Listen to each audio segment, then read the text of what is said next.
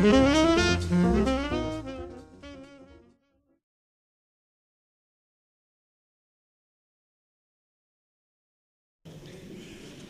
to Aspect Art. Today we're in The Hague at the Gemeentemuseum. We're here for a major show of one of the most influential artists of the 20th century, Francis Bacon. Now, he was an English painter who died about 9 years ago, but probably had the most influence of any painter in the 20th century, certainly in the figurative sense of the word. He painted and became famous from the 40s on. The Tate recognized his genius.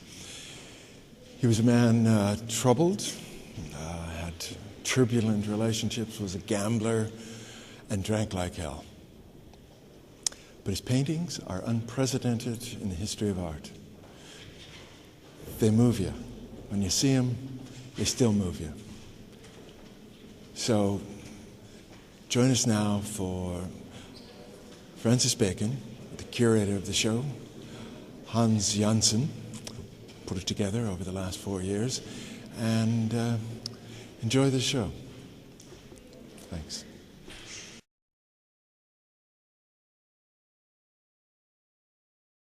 I think Bacon did something to painting. He brought painting a little bit back to the tradition, one might say. You know, in the first half of the 20th century, the avant-garde took all their effort to get painting away from tradition, to open up new vistas, to open up new possibilities for painting.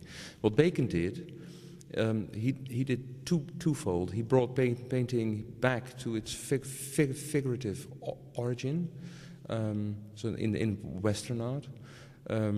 He painted the human figure in a time that all other painters in America and Europe were working in the abstract realm of art.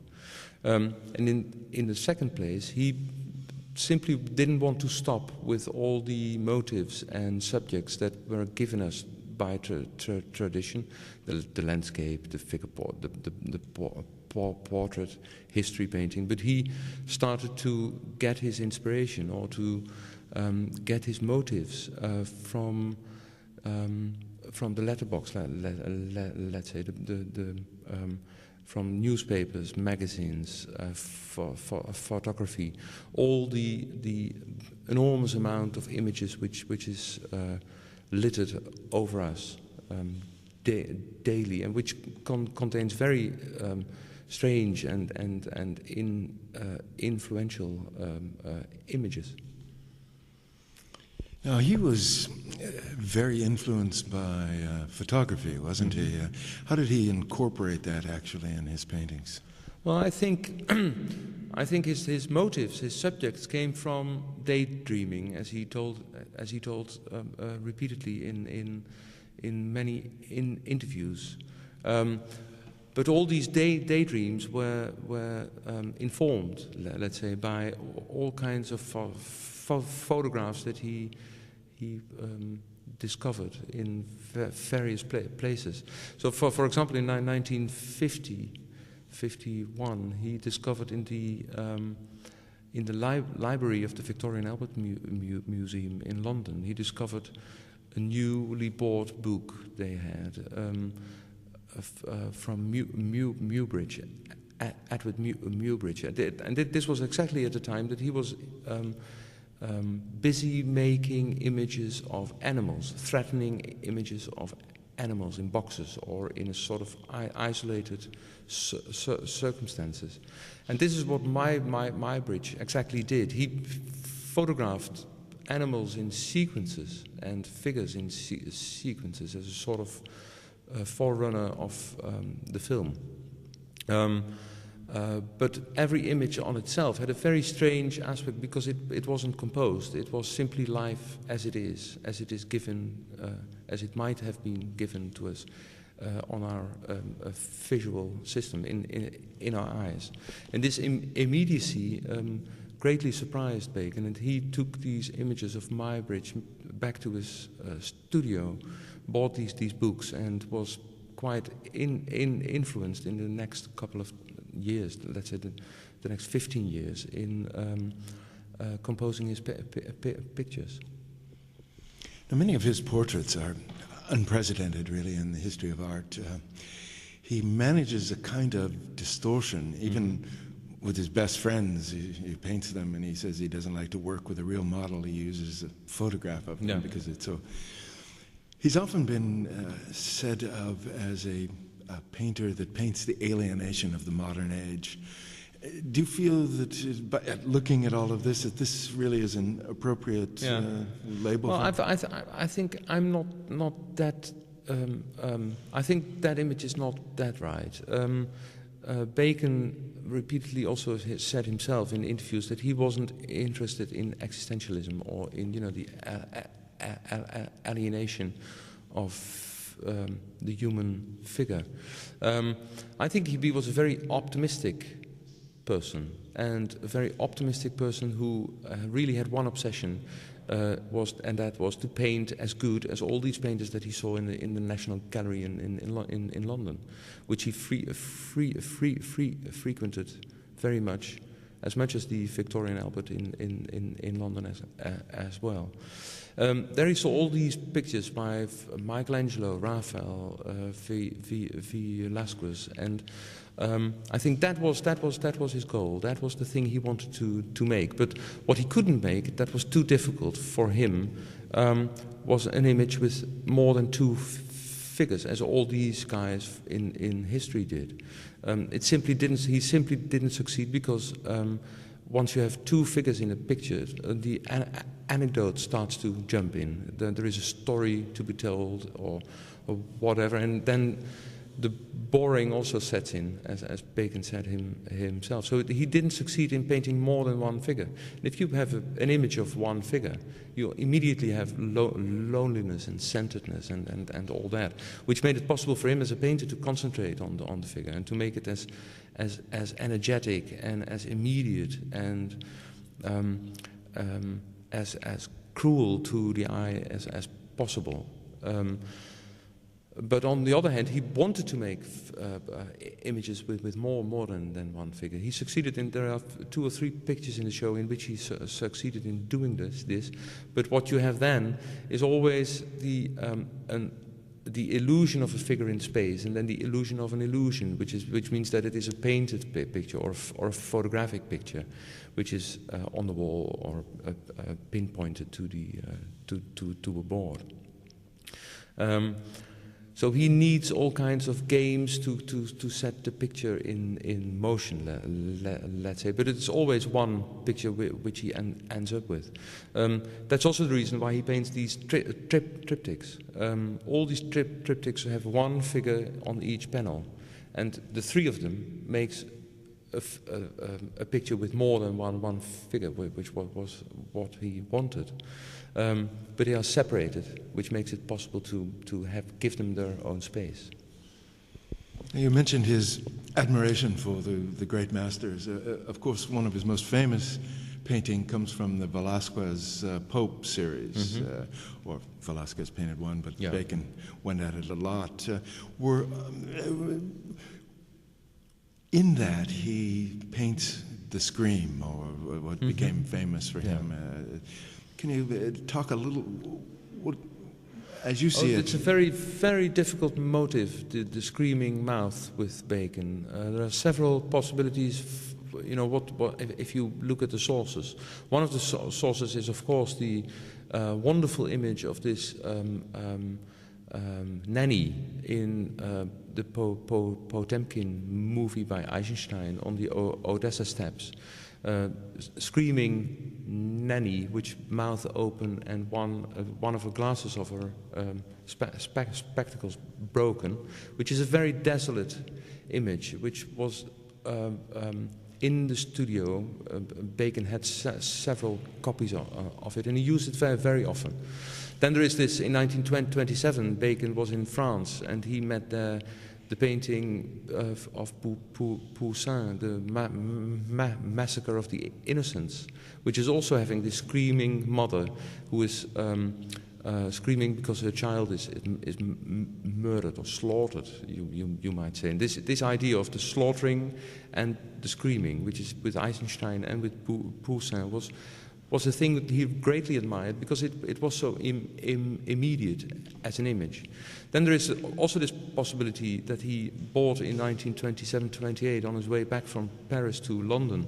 He bought a book on the diseases of the mouth with very beautiful, softly colored color plates in it, which, you know, all these mouths, I saw some of them because the book is lost, but several items of it were found in the studio. And if you see them, it is very strange because they all have a very sexual appeal. I can't help it, and it must have been very interesting for him also. So the cruel part, the sexual part, the screaming, the immediacy, all was very attractive to Bacon. And when he met this very gloomy portrait of Pope Innocent X by Velasquez, he never saw the real painting, but he saw it in reproduction. He immediately combined this very cruel-looking, interrogative-looking chap who has all the power, il Papa, on this sitting in this chair. He combined it with this idea of the screaming. And he painted his first picture in 1950. Afterwards, he was not very satisfied with the result, as he was with all his paintings, I think. And it went lost. It went. He asked people to destroy it, but they didn't destroy it, so it can now be seen in the show here. It is on show. I once read that he said that he was fascinated by mouths and the glitter of mouths, and that he had hoped to be able to paint a mouth like Monet painted a sunset. Yeah, some such thing. It's the same, exactly the same idea. The mouth, you know, the blackness and the redness of the mouth, the sensuality and the immediacy of it. Monet did the same with the sunset and Poussin, and also this Eisenstein image is so immediate. I think it can be said it's quite a goal to achieve, being an artist. Getting back to the idea of Bacon and alienation and existentialism, I mean, I know he denied or didn't say that. I remember once reading a John Berger essay on him in which he compared him to Disney, which I actually like the essay quite a bit. But in it, he said that, in fact, Bacon wasn't seeking hope through or to explain alienation, but in fact, he was always painting consistently the worst has already occurred. Mm-hmm. Yeah, exactly.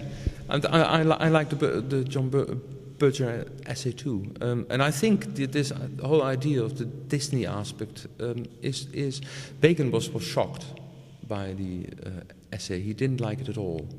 But I think, on the other hand, he didn't try to punch Berger on the nose, I think. So he might have given it a thought. I think he was more trapped by the idea being compared to Walt Disney. But I think there is some truth in it, in this idea. You said it very beautiful before we started the interview, that it was the time, or it was the moment in between, or something. I don't know. Well, I can't remember either. No. But in fact, Disney creates the image of alienation through sentiments, and Bacon, in fact, creates it through a kind of anxiety and cruelty and you know, the immediacy of the energy jumping to the eye. This is also why I think most modern artists, very young people, people in the pop music industry, are heavily attracted to Bacon. If you search internet 4 years ago, there were only 4 sites by a guy in Singapore, New Zealand, Chicago, and I forgot. You know, private persons, young people who are obsessed by Bacon and start to make a site. 2 years ago, it were already, I think, 20 or 30, and now it is over 1,000, and all over the place. You know, they all try to do something with Bacon, or to make a sort of, you know, make a statement about why they like this art so much. And I think this has to do with this immediacy. The whole pop music industry is triggered, or the best pop music is triggered by this idea of immediacy, of the full life, let's say. And Bacon is giving it a life in art, in painting. I've done a lot of these art shows. A lot of artists talk to them, and one of my obsessions is this, at this point, is why do we need art anymore? I mean, there was a time when art expressed our religious feelings. It told us about God. It told us what we should believe or who we should believe. Later, it told us about politics and who was right and who was wrong. And even in the 30s, there was a kind of social realism that, and again, the Soviet Union used it effectively in that same way, where art became something that told people. But with the innovations of the 20th century in art, where it became much more a kind of egoistic pursuit of the individual artist to see how far he could stretch dots of paint, or Ryman, could you believe that it was a white canvas? Yes or no? Bacon seems very well painted, huh? Yeah, very well painted white canvases. Yeah. But Bacon somehow engenders a kind of figurative, as you said, a way back into art that has some meaning. As I walk through these rooms, they knock me out. I mean, they have this visceral effect on you when you see it. Why do you think Bacon has that kind of effect on people? I think it is all in the construction of the painting. In the end, he was a marvelous painter, and he knew exactly. He threw away an awful lot of canvases. I think, if you look at the canvases, he painted them on the raw side, so the primed side of the painting, which is normally used, he put on the back of the canvas, and he painted on the raw side, which makes it impossible to correct yourself.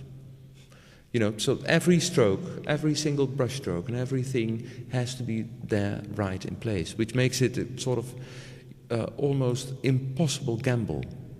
And this idea of the impossible gamble, combined with intuition and chance, I think was his main body of instruments. But on the other hand, I think he was a marvelous composer. He creates without using. This is quite difficult to give in English, I think. But he didn't paint with the normal utensils that were used by the Renaissance painters to create space. You know, the space of a painting was created in the Renaissance by perspective and all these rules. He didn't do it in the realistic sense as the Dutch 17th century did, but he created the space of painting by the construction of the movement of the brush and the paint itself. So there is a sort of painterly space, a real painterly space in working in these pictures, in which it's, you know, if he paints a crucifixion, it is as well a self-portrait or a portrait of the onlooker or a mirror image, as is every picture of a person or of a self-portrait as we see it here. If he paints a self-portrait, it is inevitably a self-portrait, but we see ourselves mirrored in the glass which is in front of the painting, which is quite it's working quite well with Bacon. Although in other paintings it sets you apart, it creates distance, but with Bacon somehow it gives the painting more and more immediate back to the onlooker. So you look into a sort of mirror, and even if you look at a self-portrait or a painting made about George Dyer, one of his best friends, it is immediately given back to the onlooker, and I think this is all, in the end, it is all about the construction of the painting, and not as much as on the immediacy of it. But it also works with pop music. The best pop musicians make very immediate music. They, you know, it's an assault on your nervous nerve system. But once you look at it very carefully, it's all skill and not chance, and not in intuition. Speaking of George Dyer, one of Francis Bacon's things was his homosexuality. Now, for a long time, this was sort of off the page. It wasn't talked about, it wasn't even mentioned as part of his idea, but he was never in the closet really about it. But do you think this had a profound effect on the way he approached painting? Well, what homosexuality might have learned to Bacon, he was quite open to it. I think, and in any case, after 1950, let's say, by the time he became known as a public figure, everybody also knew that he was a homosexual. What it might have learned him is that you, as a painter, you have to go your own way, and you have to seek all the pleasures and all the seek all the things that you really want yourself, and without regard or disregard to anybody else. And this is also a thing he did in painting. I think he didn't want to make compromises or of some sort. The other thing it might have learned Bacon, being a homosexual, is that extremes and extreme situations which are frightful or which are anxious might trigger meanings that you can't obtain in another way. I recall that George Dyer, his lover, at one point committed suicide on the night of his big opening in Paris. Yeah, 1972. So he was struck by tragedy in the same milieu. Do you see it oftentimes in his paintings? I mean, this kind of sadness. Yes, the same happened with the show he had in 1962 in the Tate Gallery in London. A few days before the opening of that show, Peter Lacey, one of his first lovers, died, but he didn't die. He didn't commit suicide, but he died of overdoses. You know, repeated overdoses of alcohol and drugs. So this idea of making art and death, they collapse in Bacon. I think they collapsed from the start, in a sense, and I think this was very influential in the way he made his paintings also.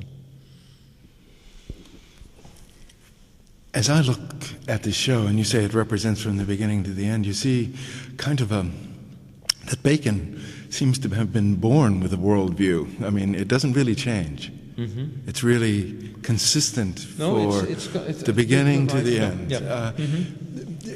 Is this unique in itself? Well, it shows that he only wanted to paint his own obsessions. You know, if he paints this painting in 1944, which put him on the map, the 3 studies at the base of crucifixion, you see a very young artist who is very heavily leaning on chance and he's very anxious to express himself. So he throws with the paint, and he struggles with the paint, and the result is beautiful, but it is very elaborated. In the end, in 1988, he repaints this picture because the first picture was, in conservational terms, it was in quite a bad state. It couldn't travel that much with the technologies at hand in the 60s and 70s, and although it was his most important painting, it couldn't travel to all the exhibitions that were organized all over the place. So Bacon was annoyed with this because he always asked the Tate Gallery anew for this painting, and he couldn't get it. So in 1988, he decided to make a new version of this triptych of 1944. We have hung them on opposite walls, so you can look at them at the same time. And you span also immediately in the first room of the exhibition, you span the whole life of Bacon. And you see, in fact, exactly as you say, that the motives and the subject doesn't change, but the intuition takes over from chance, and the skill takes over from the struggle. And but that's the basic difference. The second version is much more sober, much more skilled, and it is enormously, overwhelmingly direct because of its stillness or its quietness.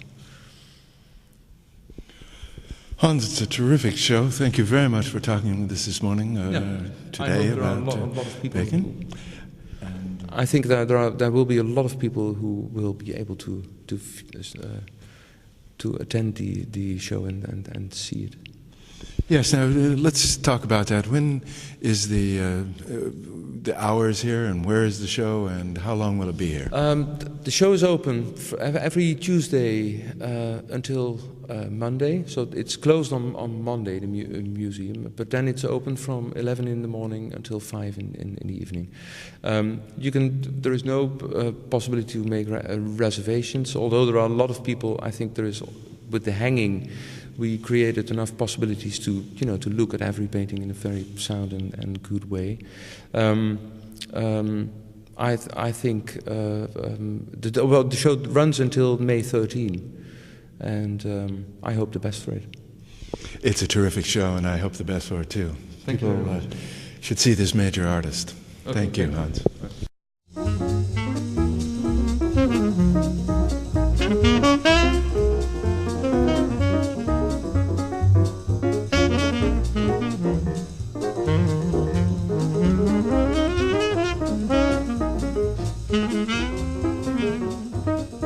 Mm-hmm.